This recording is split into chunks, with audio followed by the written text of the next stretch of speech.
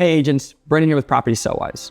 I wanted to hop on and give you a little story about a deal that we just recently did with another agent. This agent had a client, we've done multiple deals together, but they had a client that their father had since passed away. They inherited the property. They weren't quite sure what to do with it. The property was in pretty poor condition, and so they were wondering if, hey, is listing it the best route?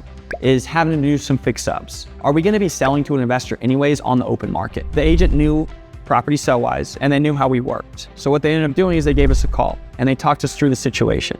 And honestly, the pricing on this one was a little bit more than what we'd be typically comfortable with.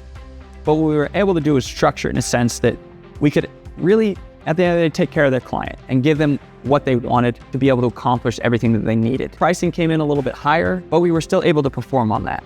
The nice thing about this one is there was a ton of stuff that was left behind on the property. They were very worried about, man, we got to clear all of this out. We've got to get it all cleaned up, right? We don't have time from that. The kids that had inherited the property, they lived about an hour away. So we were able to come in and offer a lot of solution there, right? We said, hey, you don't need to clear out the property.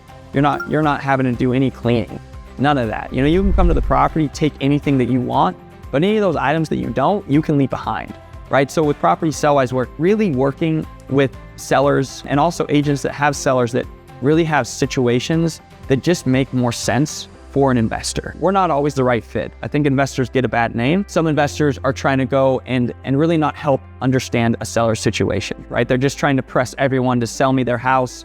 It doesn't really matter what you're dealing with, because every situation, a cash buyer is not typically the fit, right? But you have those few where it's like their circumstances really just need a cash guy to be able to either come in there and close quickly, or have a flexible closing date, or just offer any type of solutions that your typical buyer is not going to offer.